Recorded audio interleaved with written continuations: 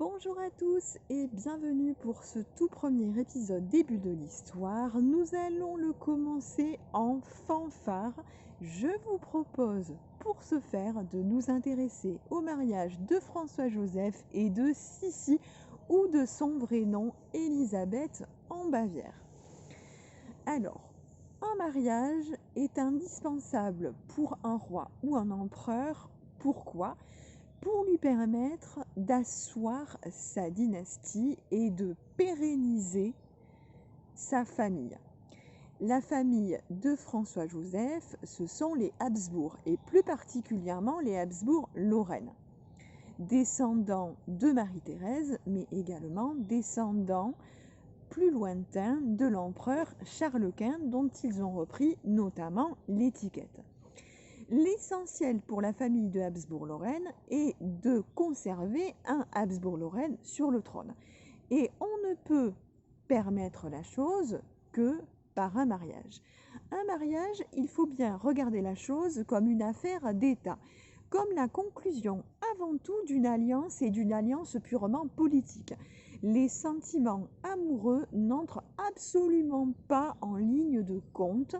C'est pas pour rien que la plupart des mariages royaux, notamment ceux que nous connaissons, les grands rois, que ce soit de France, d'Europe, eh bien, ont conclu leur mariage par des alliances politiques et n'ont jamais, ou alors c'est très rare, aimé leur reine.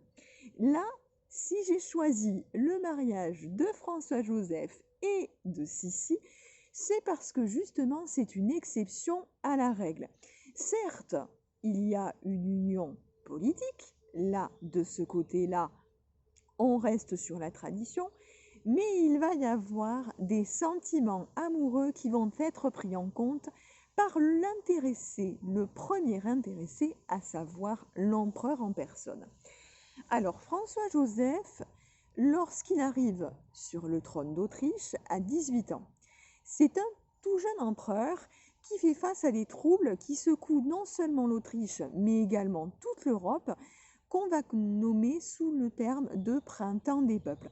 C'est ni plus ni moins la volonté des différents peuples qui composent l'Europe, et notamment l'Europe centrale, de se désolidariser de la couronne sous laquelle ils sont retenus par des liens féodaux par exemple. Et c'est notamment le cas de la myriade de nationalités qui composent l'Empire d'Autriche.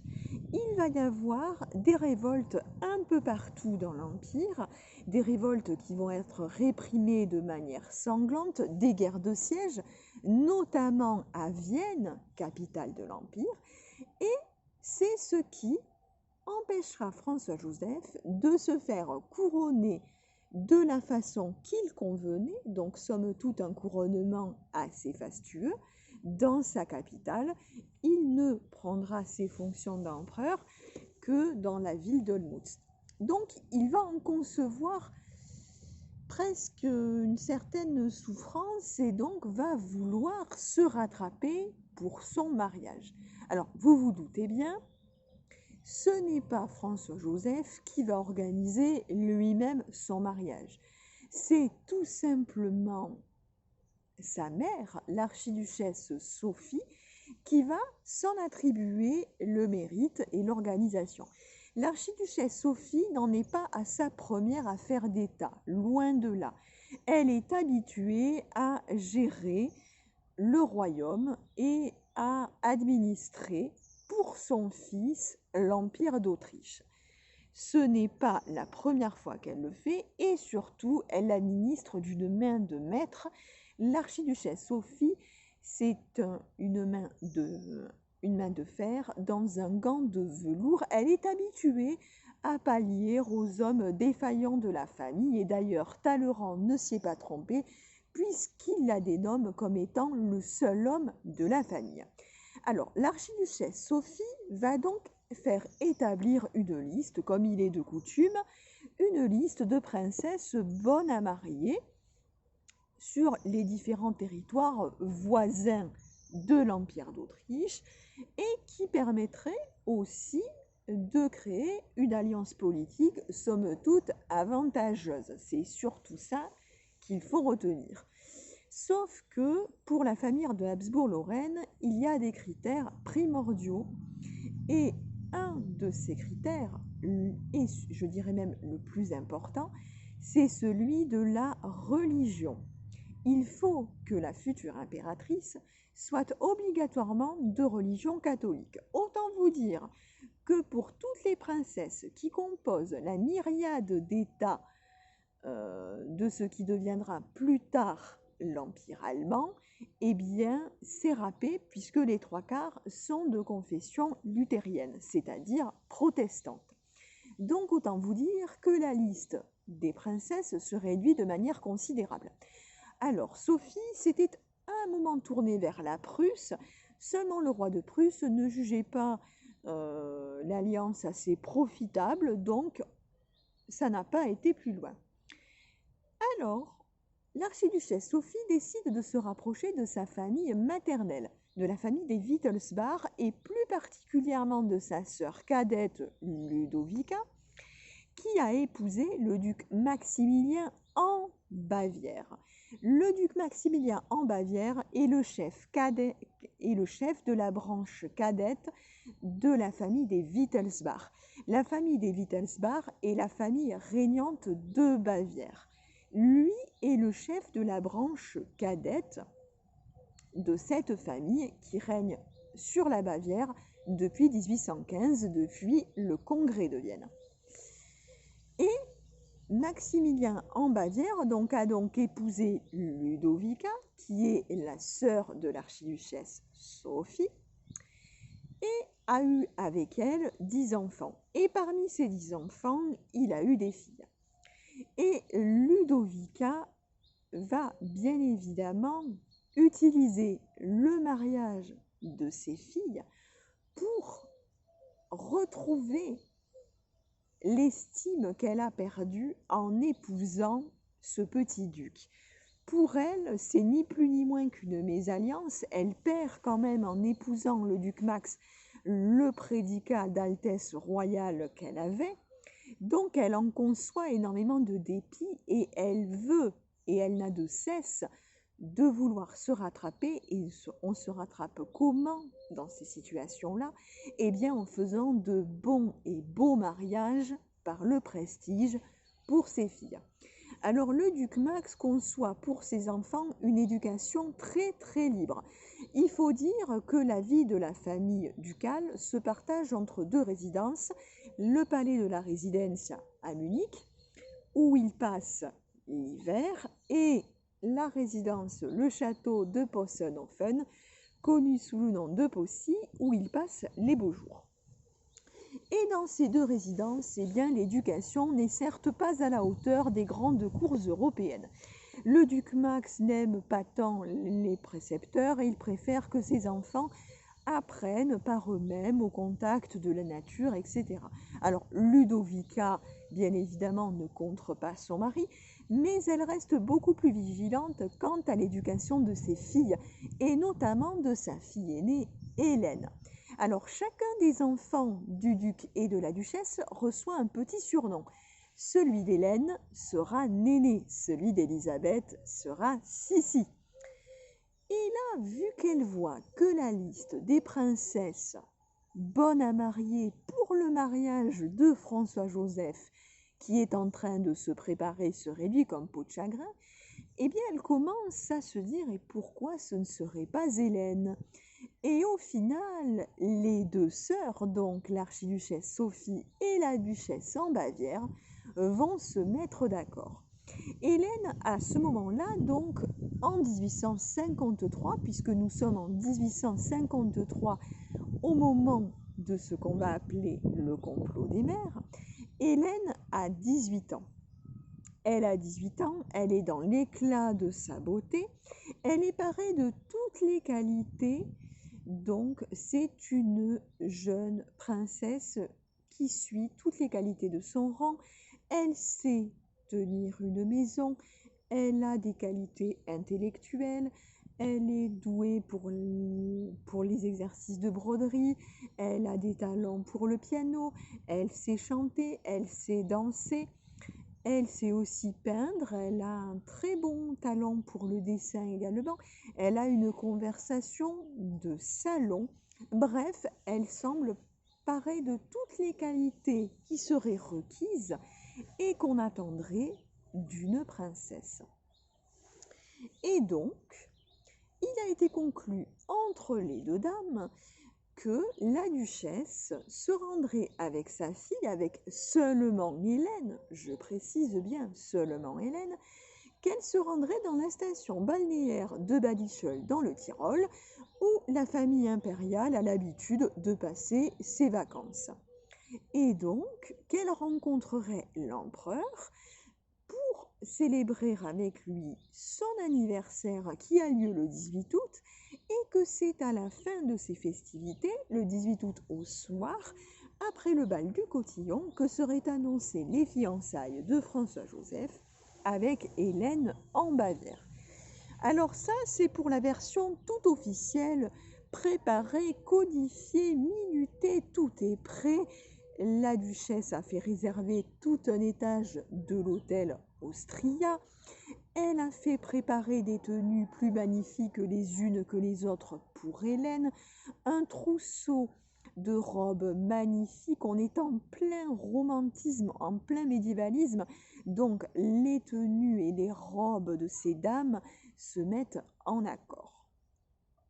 Sauf que il va y avoir une invitée de dernière minute à ce voyage, qui n'était pas du tout prévue, c'est Élisabeth. Élisabeth, qui est connue dans sa famille sous le petit sobriquet de Sissi, vient de fêter son 15e anniversaire. Elle est née au palais de la Residencia à Munich le 24 décembre 1837. C'est la rose de Noël. Et si Hélène est une jeune fille de 18 ans très sage et très en adéquation avec ce qu'on attend d'elle, les qualités que l'on attend d'une jeune fille de son rang, eh bien ce n'est pas du tout le cas d'Élisabeth. Elle se rapproche beaucoup plus de son père au niveau des qualités intellectuelles et de la liberté d'esprit et de pensée. Élisabeth vient d'avoir 15 ans et elle est, on va dire, dans l'éclat de son adolescence. Elle a des cheveux qui sont d'une longueur à n'en plus finir, des boucles auburn mordorées qui descendent en cascade dans son dos. Elle a une taille déjà pour ses 15 ans qui est très très fine, une poitrine très jolie, des dents qui, malgré les mauvaises langues, semblent être d'une blancheur tout à fait acceptable, un visage très bien fait. Bref, il suffit de regarder les tableaux et les premiers portraits justement de Sissi pour se rendre compte qu'elle est déjà dans l'éclat de toute sa beauté. Et si à 15 ans, c'est une jeune fille qui grandit et qui s'est épanouie totalement au contact de la nature, qui préfère 100 fois passer des heures à monter à cheval et à chasser à court comme une folle plutôt que s'enfermer avec des précepteurs qui essaient de lui apprendre quelques matières, eh bien, elle va s'ouvrir à ses premiers tourments amoureux. En effet, lorsqu'Élisabeth a 15 ans, elle a entretenu une relation avec un certain comte Richard. Une relation malheureusement qui se termine mal puisque le comte Richard meurt de tuberculose, une affliction qui était malheureusement très courante et qu'on ne soignait encore que trop mal à l'époque. Elle s'est rendue à ses obsèques et c'est là qu'elle a été saisie. Élisabeth fait partie de la famille des Wittelsbach. Et cette famille est une famille où on cultive un certain penchant pour la mélancolie. Le duc Max n'est pas en reste. Il y aura également le futur roi de Bavière, Louis, qui est le cousin d'Élisabeth, son frère Othon. Bref, bon nombre des membres de cette famille vont développer plus tard des troubles mentaux plus ou moins importants, mais vont tous se retrouver sur cette mélancolie latente qui semble les frapper par période. Et Sissi a dans cette mélancolie un attrait tout particulier pour la mort. La mort, non pas en tant que un aspect purement morbide, mais en tant qu'entité, personne, elle est très fataliste, elle ne la craint pas, mais c'est quelque chose qui l'attire. C'est surtout la vision très antique de la mort. Sissi est fascinée par l'antiquité grecque et toute la mythologie autour. Et au moment où Richard donc vient à décéder, elle est très touchée, très affectée. Et déjà qu'elle était très repliée sur elle-même, très dans cette bulle de nature qui lui faisait tant du bien, et bien là, c'est encore plus flagrant au point que sa mère s'en émeut et pense que Sissi commence à se rapprocher d'un âge où elle pourrait peut-être être mariée elle aussi. Et elle se dit pourquoi pas ne faire coup double. Donc elle pense qu'il serait tout à fait opportun que Sissi participe au voyage. Et pourquoi pas ne pas en venir à la marier à un des frères de François-Joseph, Charles-Louis. Donc au tout dernier moment, Sissi se retrouve du voyage. Alors autant vous dire que si on a pris grand soin du trousseau d'Hélène, il ne va pas du tout en être de même pour Élisabeth. Le départ est fixé au 15 août, on met une journée à peu près pour se rendre jusqu'à Badischl qui se trouve dans le Tyrol, donc comprendre les Alpes autrichiennes. Et donc on arrive à Badischl et là le 16 août, catastrophe, les mâles qui devaient suivre bien évidemment la duchesse et ses filles ne sont pas arrivés. De plus, elles sont toutes les trois très malades. Donc lorsqu'elles doivent paraître l'après-midi même pour le thé, pour rencontrer l'empereur à la Kaiservilla, elles ne sont pas dans les meilleures dispositions et pourtant il faut y aller. Et elles y vont. Il faut vous dire que cela faisait plusieurs années que ce soit Hélène ou Franz ne s'étaient vus. Donc autant vous dire que jusque-là, il n'avait vu sa cousine que par les portraits que Sophie avait fait venir et avait commandé. Idem pour, bien évidemment, Hélène, qui avait pu tout simplement constater la beauté de son cousin par les portraits qu'on lui a fait voir.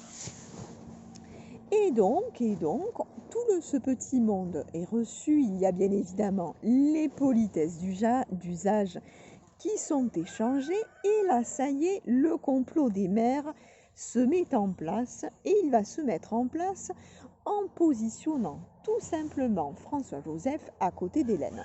Alors, c'est fait exprès tout simplement pour que celui-ci puisse rendre toutes les politesses et commencer à s'intéresser et à juger les qualités de celle qui deviendra normalement sa future épouse. Sauf que, il se passe quelque chose que l'archiduchesse Sophie ni la duchesse en Bavière n'avaient pu prévoir, c'est que justement, François-Joseph a reçu un coup de foudre. Il a vécu un coup de foudre en voyant Élisabeth. Il n'arrive pas à détacher son regard d'Élisabeth.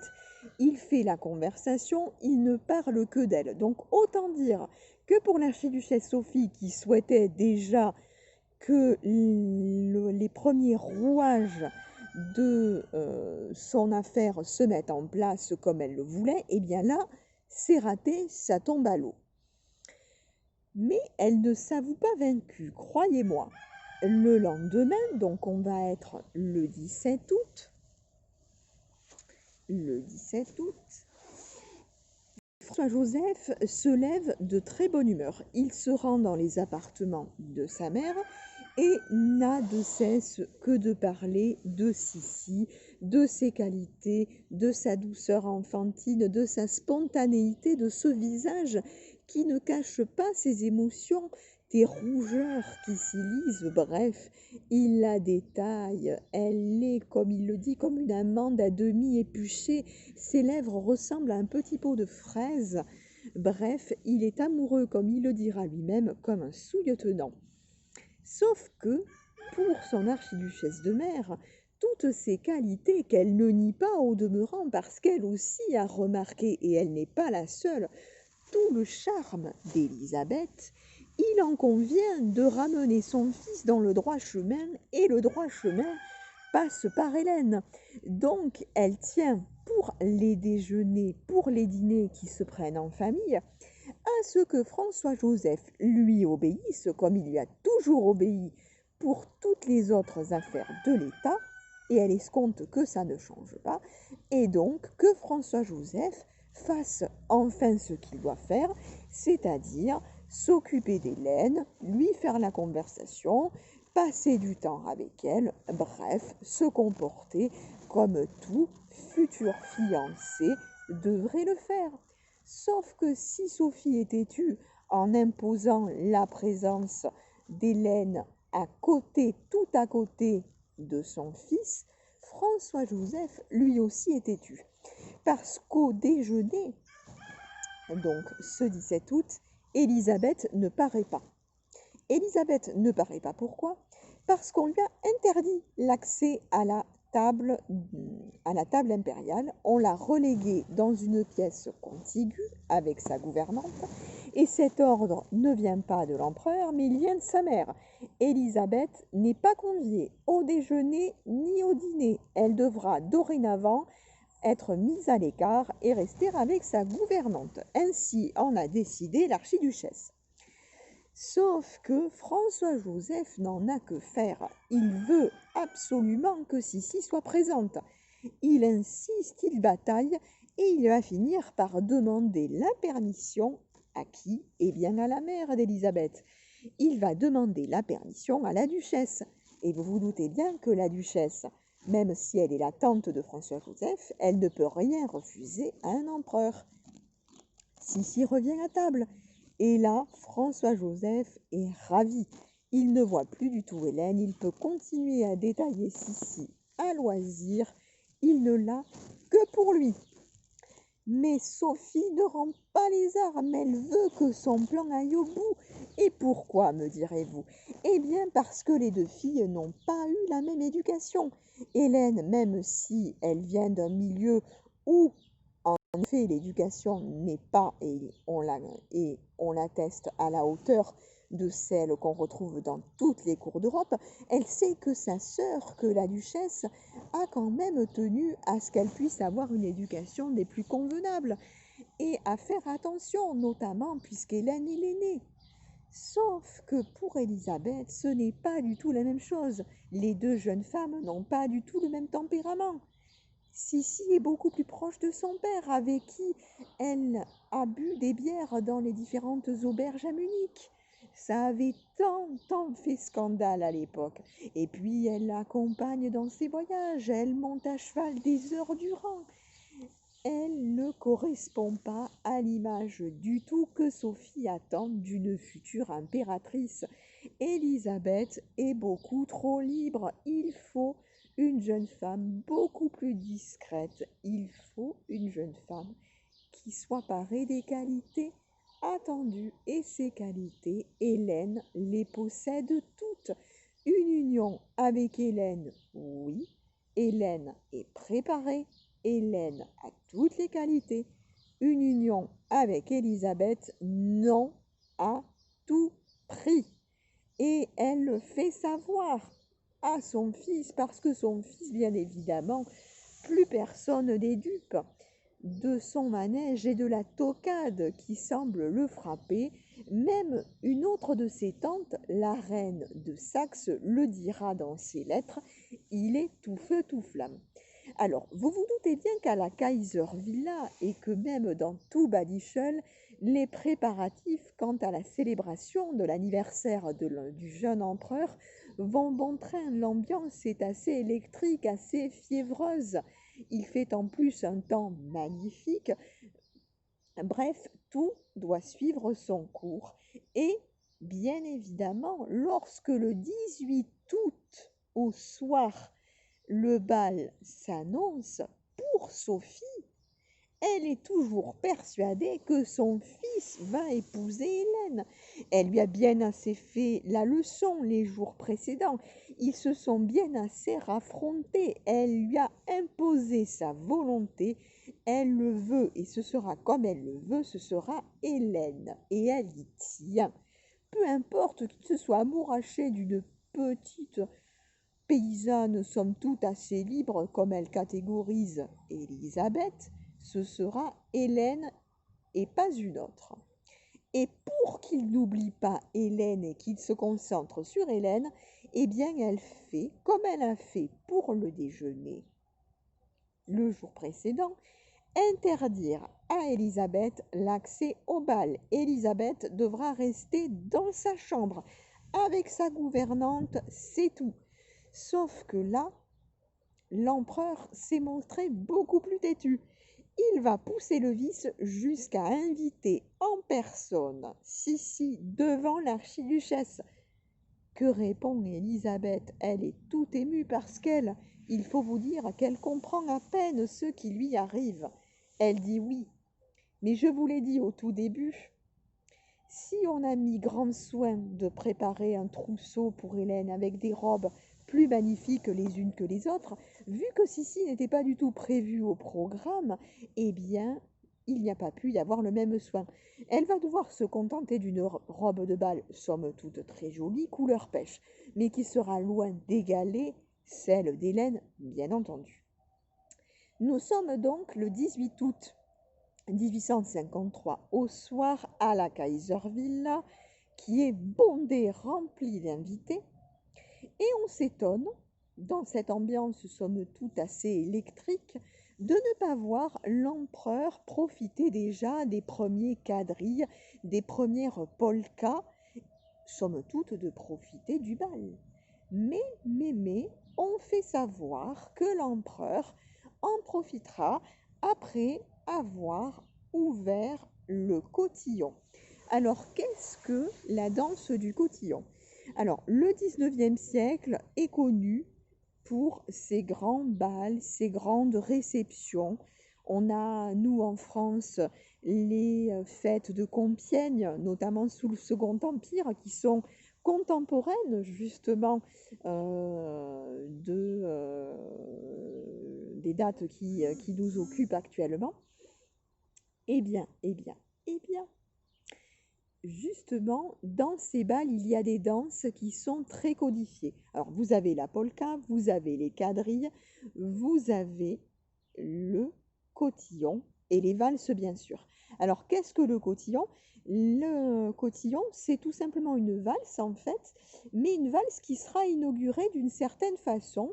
En fait, le cavalier offre à la cavalière un bouquet de fleurs.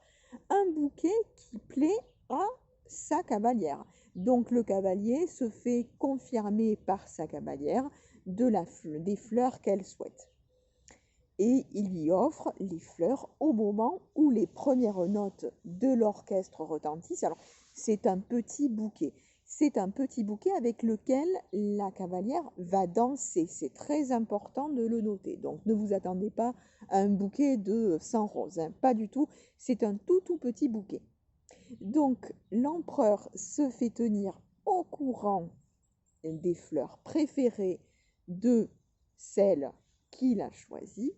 Et au moment où les premières notes retentissent, il va se diriger non pas vers Hélène, qui, elle, tend presque les bras, mais il s'arrête devant Élisabeth. Et il va lui donner non seulement le petit bouquet prévu, mais celui de toutes les autres danseuses. Et voilà qu'Élisabeth, jusque-là jeune fille de 15 ans, fille d'un petit duc en Bavière, bascule dans un autre monde, celui de devenir la future impératrice d'Autriche.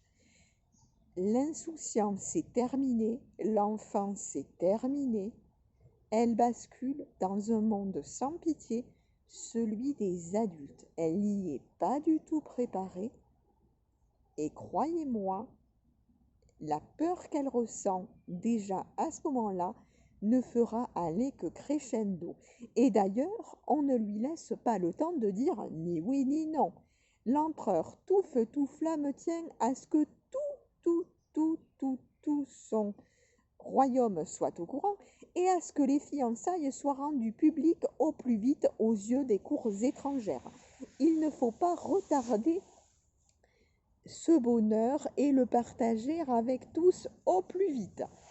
Alors, bien évidemment, dans la précipitation, on en oublie presque de demander confirmation et de demander son accord au duc Max, justement.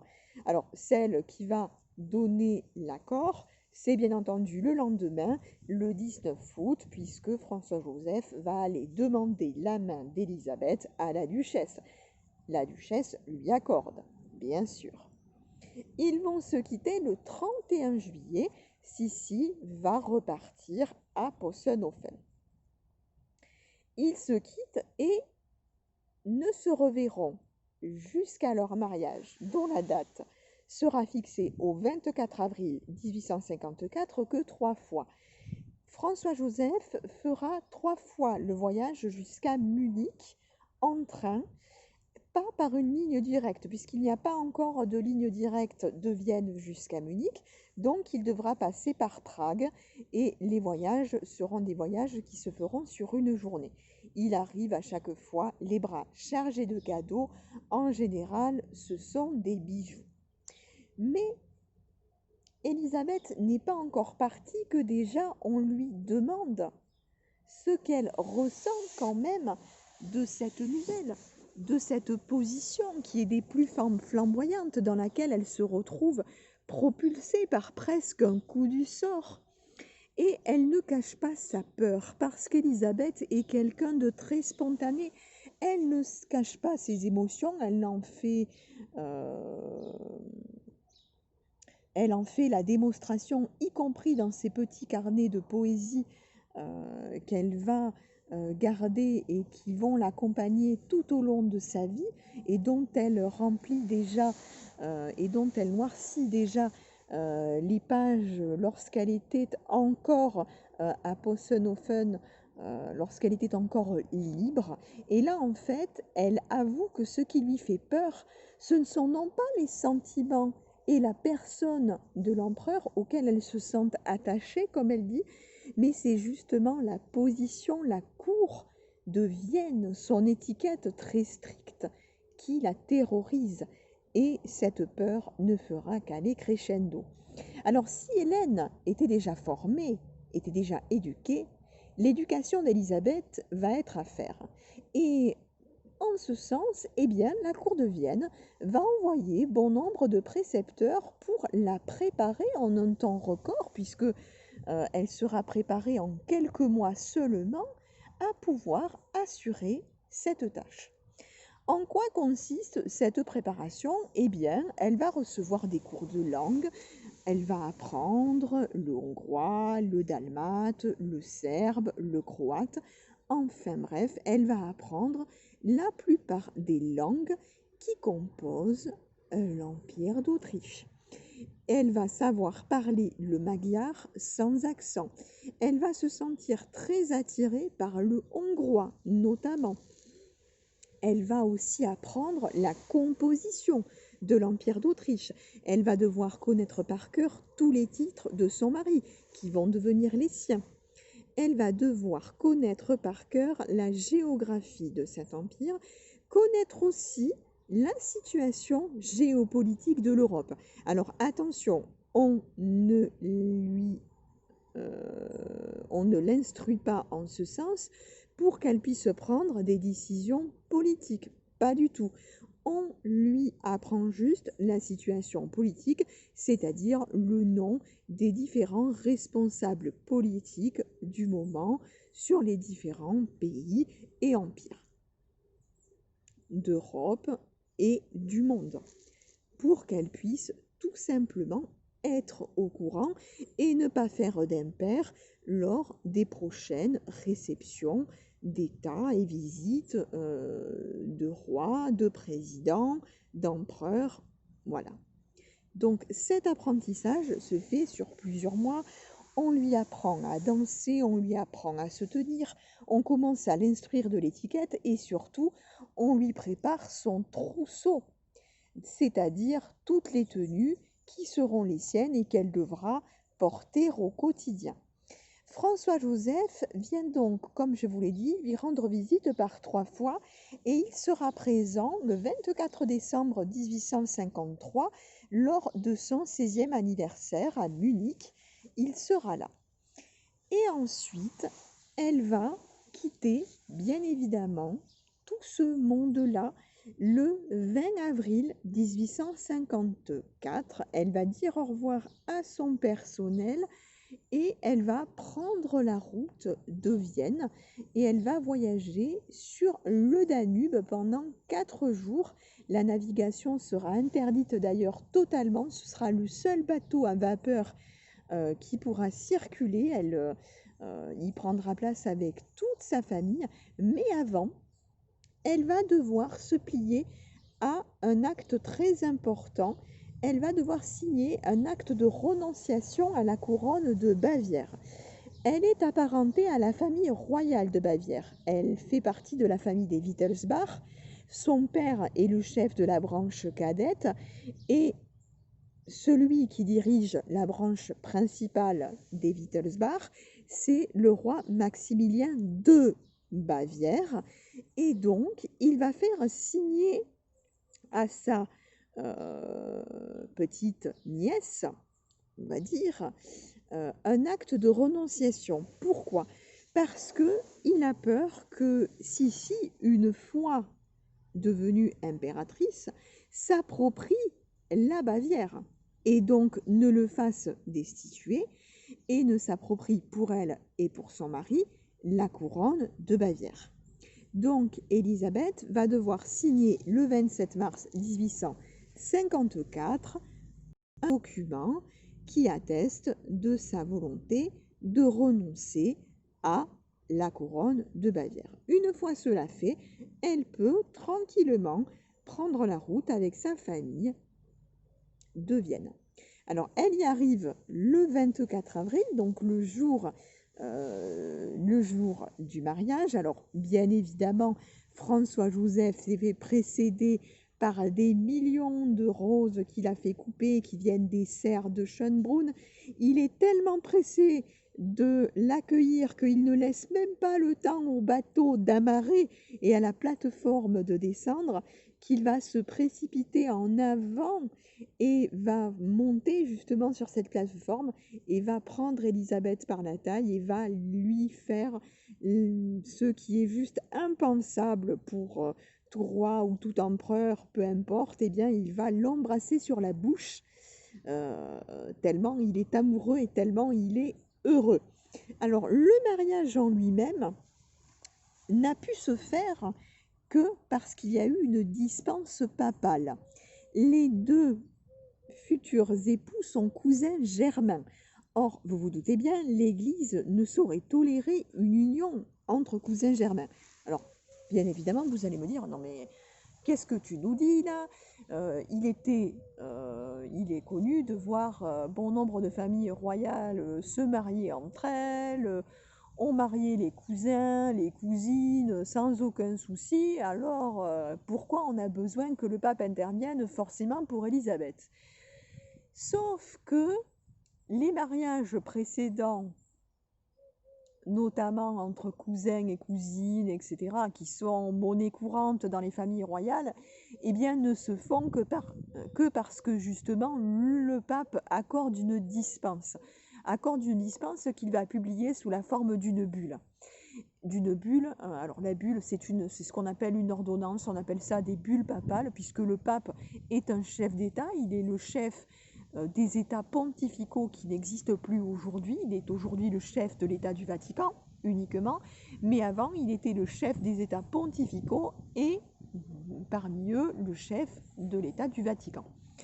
Et à ce titre, il peut faire promulguer et faire passer des bulles, toute ordonnance, tout texte officiel frappé de son sceau.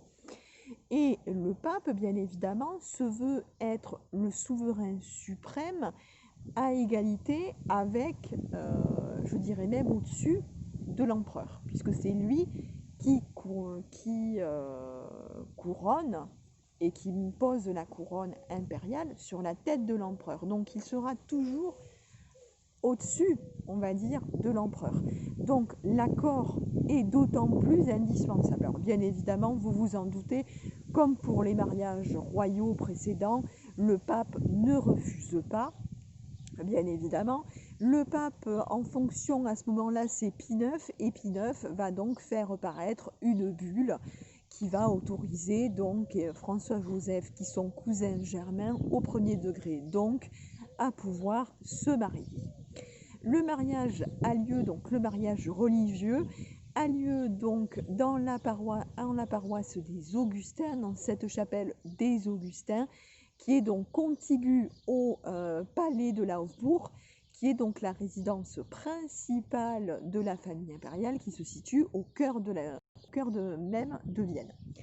Et donc ces festivités, après le mariage, vont durer toute une semaine, et il va y avoir bien évidemment ces bals. Et à ces festivités, il n'y a pas que les grands noms, les têtes couronnées qui peuvent y assister, pas du tout. Si vous étiez membre de la haute aristocratie, vous pouviez y accéder par l'achat de tickets qui sont vendus. Alors, quand on dit prendre un ticket, c'est justement là d'où vient l'expression. C'est justement acheter des places pour pouvoir accéder à ces événements très mondains et pouvoir côtoyer de loin, bien évidemment, de loin, les grands de ce monde. Alors, vous êtes des visiteurs uniquement, vous n'êtes pas présentés à la cour, vous n'occupez pas de fonction, vous êtes des invités, et des invités comme par exemple vous allez à l'opéra, vous achetez un ticket, et bien là c'est la même chose. Donc il y a eu des tickets qui ont été vendus par la Hofburg, pour permettre à la Vienne mondaine, justement, aux hautes personnalités viennoises et d'ailleurs, de pouvoir participer au tout premier bal de la jeune impératrice. Voilà. Alors, Élisabeth, dans quel état est-elle? Eh bien, croyez-moi, on n'aura jamais vu une jeune mariée pleurer autant. Et d'ailleurs, l'archiduchesse Sophie ne s'y est pas trompée. Elle dira elle-même, Élisabeth est encore plus belle quand elle pleure. Croyez-moi, elle sera belle très souvent, encore plus belle très souvent, parce qu'Élisabeth va avoir malheureusement beaucoup l'occasion de pleurer. En fait, elle est très très très émue. Il faut vous dire qu'il y a eu bien évidemment avant une répétition du mariage. C'est une cérémonie qui est très longue. On lui a tout expliqué, c'est codifié à l'extrême. Vous pouvez voir, si vous avez l'occasion de vous rendre au musée de la Hofburg, la traîne d'Élisabeth, qui est conservée très précieusement, qui est un cadeau de la famille de Habsbourg, donc, qui a offert donc, cette pièce à la fin des années 70, donc 1970-80, donc au musée de la Hofburg justement. Donc pour vous donner une idée de quelle couleur pouvait être la robe, bien évidemment, d'Élisabeth, qui avait déjà, comme je vous l'ai dit au tout début, une taille très très fine. Donc Élisabeth est très très émue, et son émotion va se traduire par un acte qui va être très très mal jugé. François-Joseph lui a fait offrir un diadème magnifique qui retient justement son voile, et lorsqu'elle se trouve dans ce très beau carrosse dans lequel les Viennois vont la découvrir pour la première fois, et qu'il va falloir qu'elle en sorte, au moment où elle en sort, elle va avoir bien évidemment un geste d'hésitation, prise par l'émotion, et c'est tout à fait compréhensible.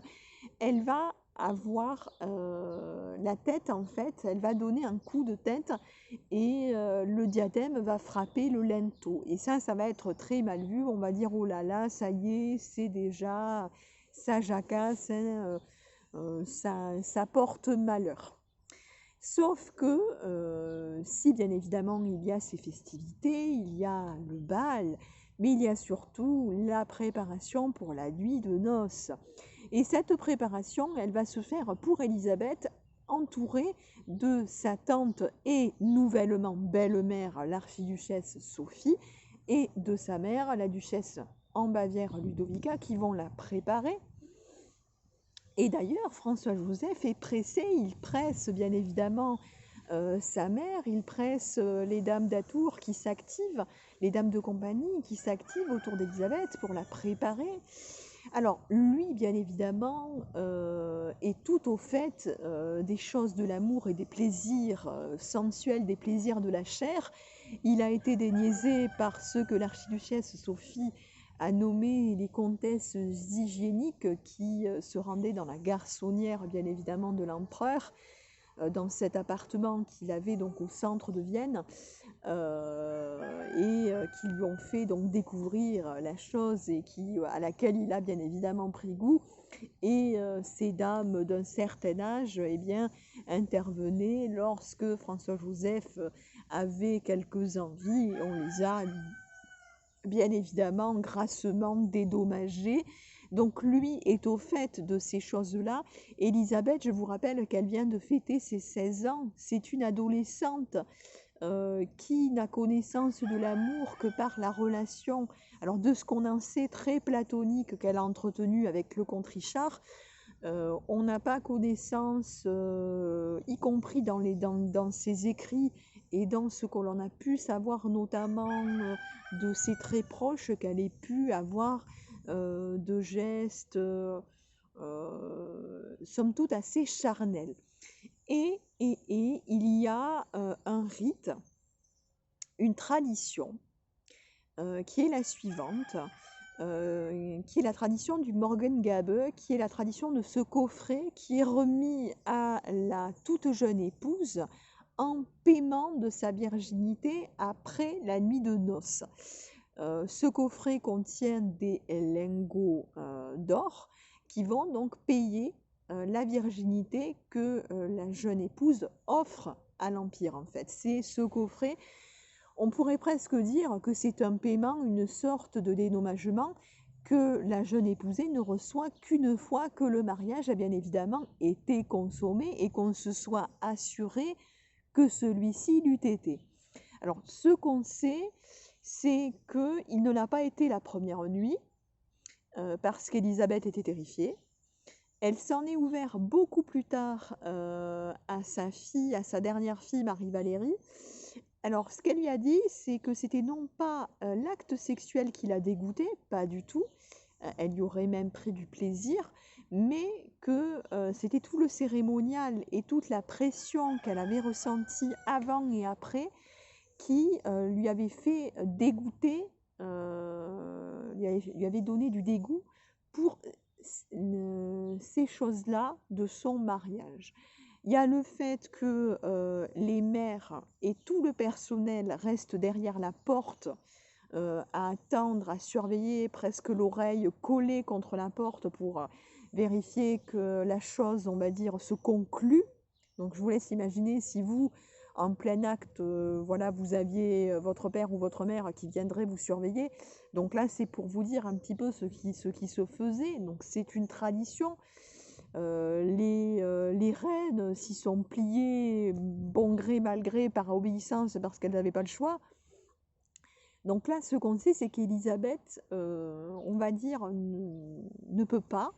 François-Joseph est patient, il est amoureux, et il le sera toute sa vie à sa façon d'Élisabeth. Il l'aimera toute sa vie comme un fou.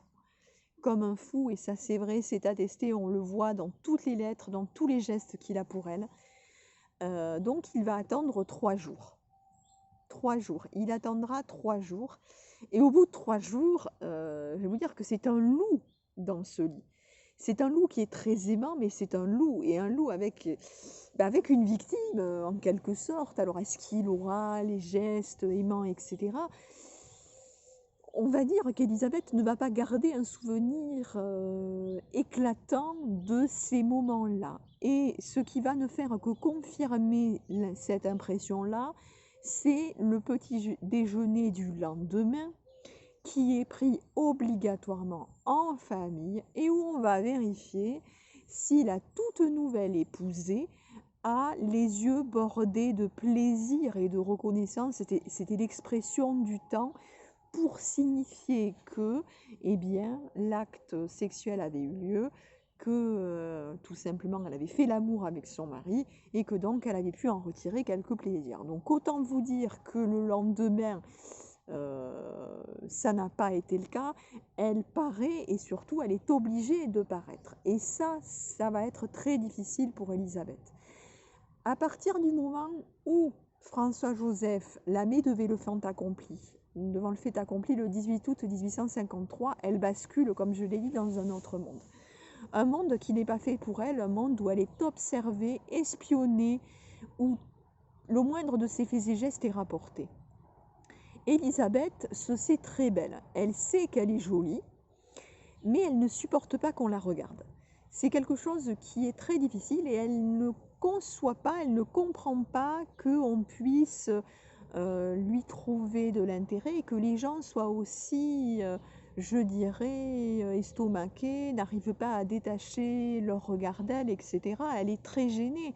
D'ailleurs, lorsque François-Joseph la détaille au début, elle est extrêmement gênée parce qu'elle ne comprend pas, elle n'y est pas habituée, elle n'a pas grandi dans ce même milieu-là, contrairement à lui.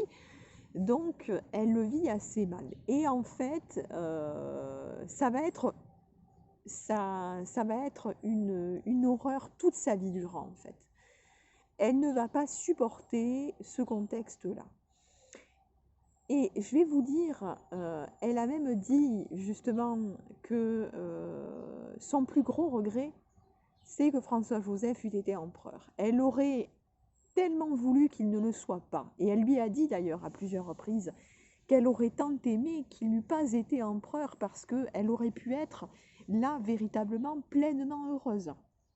Ce mariage, c'est un mariage qui a été pensé par d'autres mains.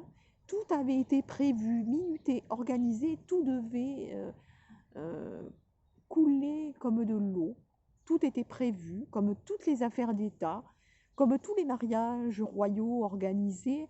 Rien ne devait se mettre en travers de la route. Seulement, il y a eu les sentiments amoureux qui s'y sont greffés, qui n'étaient pas du tout prévus, qui ont complètement bouleversé la situation et qui ont imposé à cette place très prestigieuse une toute jeune fille qui n'était pas du tout prête pour et qui a eu comme seule et unique consolation celle d'avoir un mari qui sera amoureux d'elle toute sa vie et qui ne se remariera pas une fois, malheureusement, que Sissi mourra, puisqu'elle mourra assassinée. L'empereur, lui, ne la rejoindra que bien des années plus tard.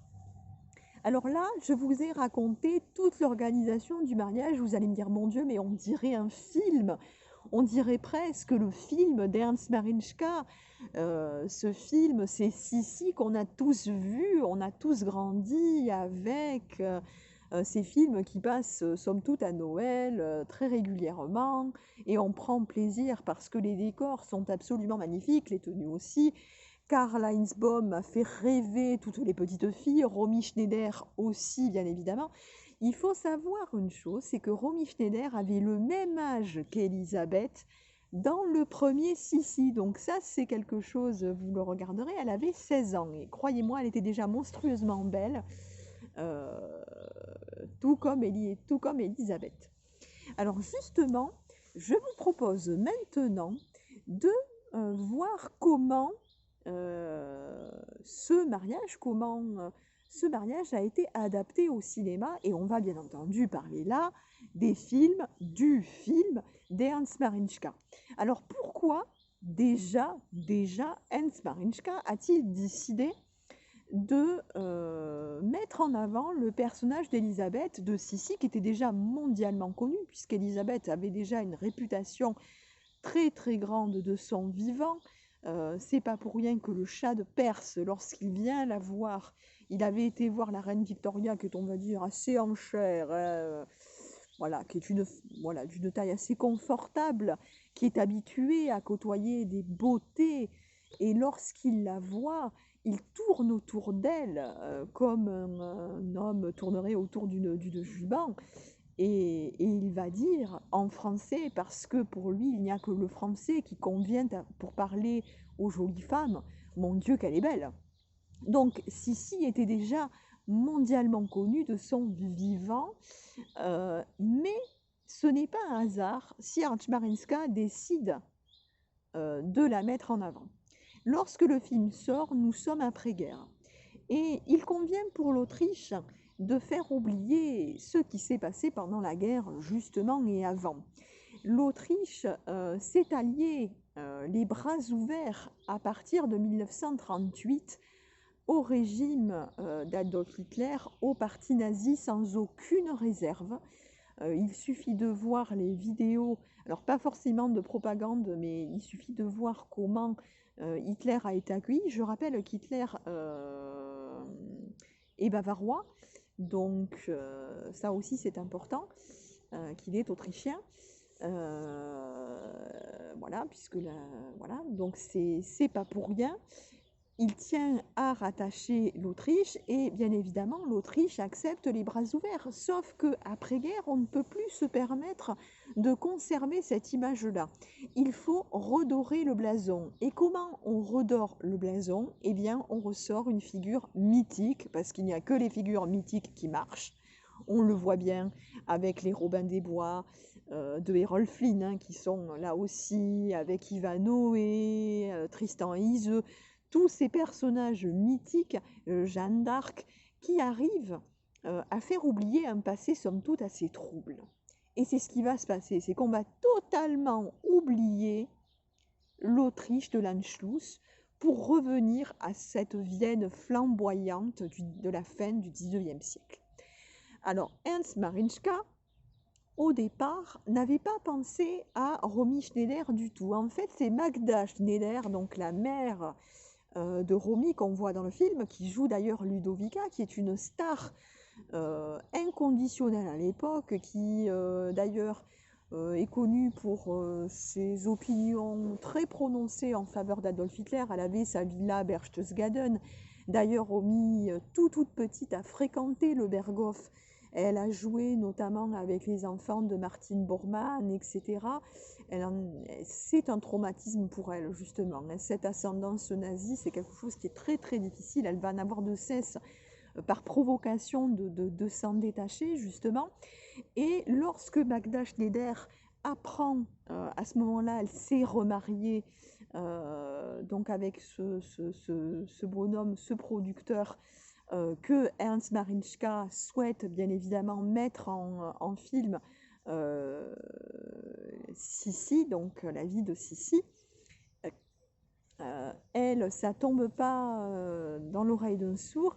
Elle pense de suite à Élisabeth, qu'elle a commencé à faire tourner déjà, puisque c'est pas Élisabeth, mince, Romy n'en est pas à son coup d'essai, on va dire. Et donc, c'est elle qui propose sa fille à Ernst Marinchka, et au final, elle va faire très bien l'affaire. Sauf que je vous ai raconté l'histoire, et si vous aviez pu vous-même vous faire votre propre avis dessus, en pensant notamment au film, vous avez vu qu'il y a plusieurs détails qui ne collent pas du tout. En fait, Ernst Marinchka a, on va dire, bien modifié l'histoire originale. Il a beaucoup brodé, il a rajouté des scènes, mais il y a surtout quelque chose qu'il a fait. Il a fait une très très grosse erreur, notamment dans les titres, puisque Élisabeth, ses parents sont ducs et duchesses en Bavière. Si vous regardez bien la scène où justement François-Joseph retrouve Sissi après leur partie de chasse où ils la voient lorsque les présentations sont faites et qu'on les annonce. On annonce Élisabeth de Bavière. Et là, c'est une grosse erreur parce que c'est Élisabeth sub Bayern en Bavière qui aurait dû dire et pas von Bayern de Bavière parce que là, ça aurait voulu dire qu'Élisabeth était une des filles du roi de Bavière. Ce qui n'est pas du tout le cas. Elle est la fille du duc en Bavière. Donc ça, c'est un petit détail, mais qui a été repris plusieurs fois dans le film. Ernst Marinchka, donc plusieurs fois, commet cette erreur-là. Alors, il y a des personnages qui ont existé. Le colonel Bockel, que vous voyez dans le film, alors je ne sais pas s'il était tout aussi maladroit, a existé. L'acteur qui le joue, c'est une légende déjà à l'époque. Il faut dire que tous les acteurs que vous voyez dans le film sont des monstres sacrés du cinéma.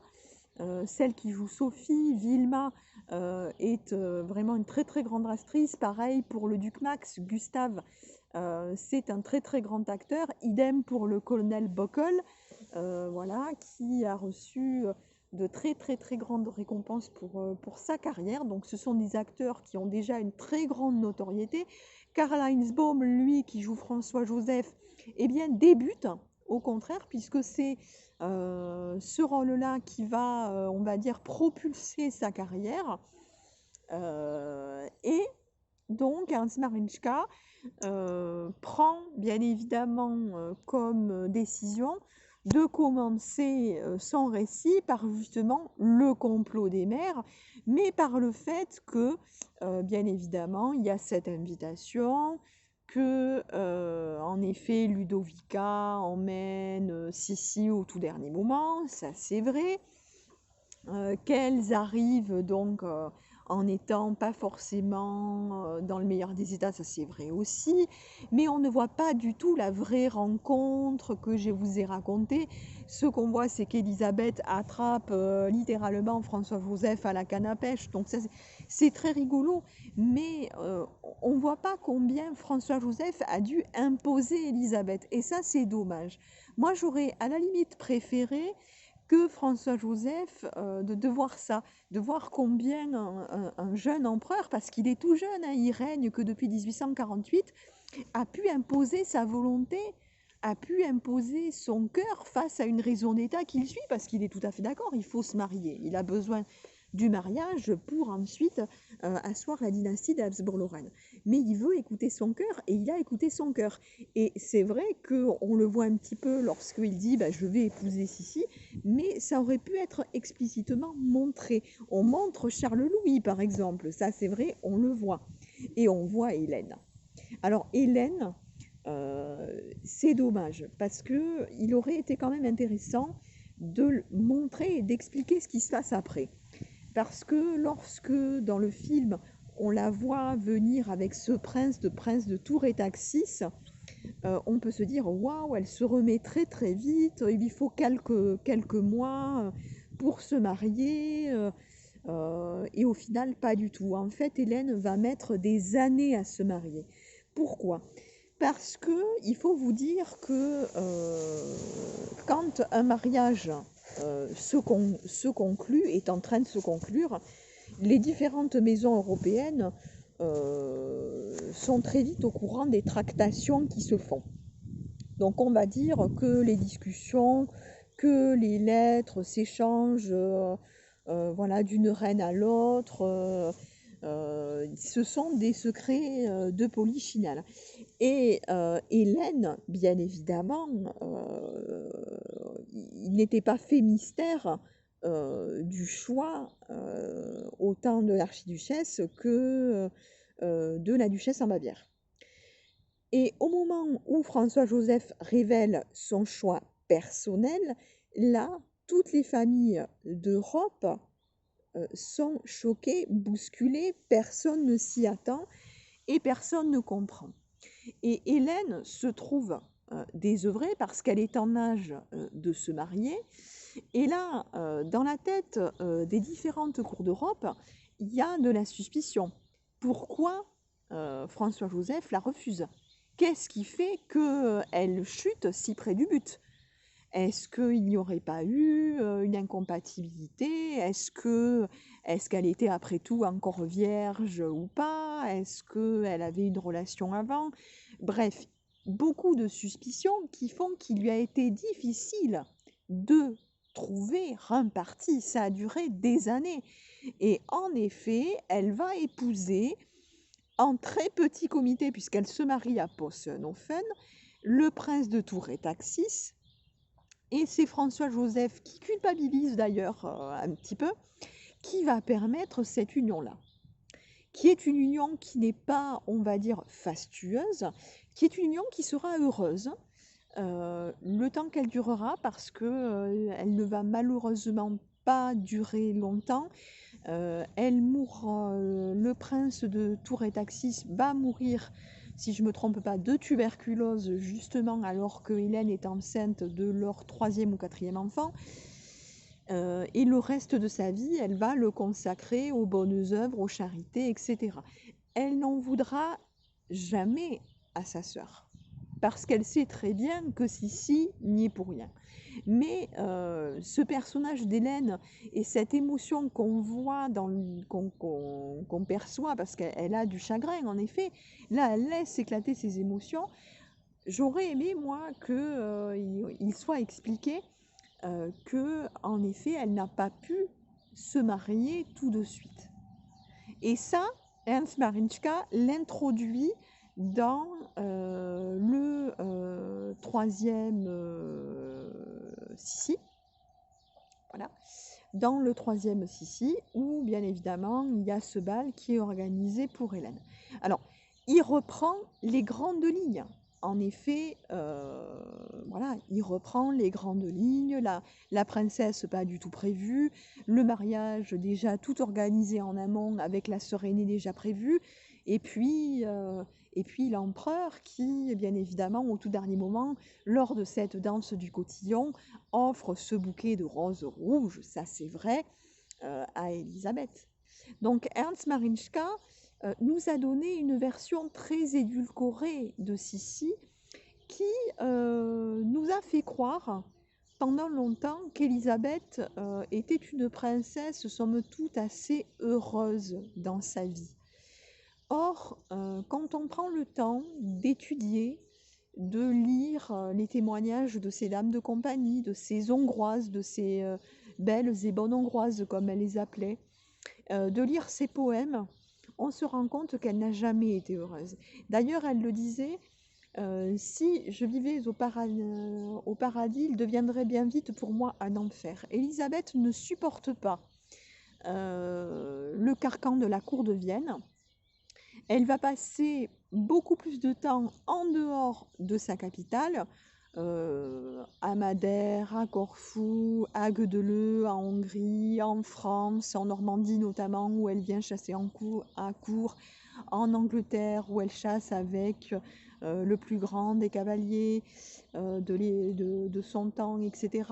Mais elle veut fuir la pesanteur de Vienne et elle trouvera un soutien en la personne de l'empereur qui va lui dire cette phrase sur laquelle je vais conclure: je préfère te savoir heureuse loin de moi que malheureuse avec moi. Il aura été amoureux d'elle comme un fou et toute sa vie, elle l'aura aimé aussi à sa mesure, à sa façon, avec sa personnalité très insatisfaite, très en fuite, très en rupture avec la société de son époque, avec un seul alter ego quand même, une seule personne avec laquelle elle se sera comprise sans avoir à parler, c'est son cousin, le roi de Bavière, celui qui va entrer dans l'histoire comme étant Louis II de Bavière. Alors j'espère que cette toute première bulle de l'histoire vous aura plu. Je vous dis à tout bientôt pour la prochaine. Je vous annoncerai son thème dans la prochaine vidéo, dans un petit teaser où je vous en donnerai le sommaire. En attendant, n'hésitez pas à me dire ce que vous en avez pensé. Soyez indulgents, s'il vous plaît. Je débute, c'est une toute première. Je le redis, je ne suis pas historienne de profession, je suis passionnée d'histoire. Je m'intéresse énormément aux têtes couronnées, plus particulièrement aux familles royales européennes, que ce soit les Habsbourg, les Windsor, les Romanov. Je fais avec tout ce que j'ai appris, je suis passionnée d'histoire depuis le berceau quasiment.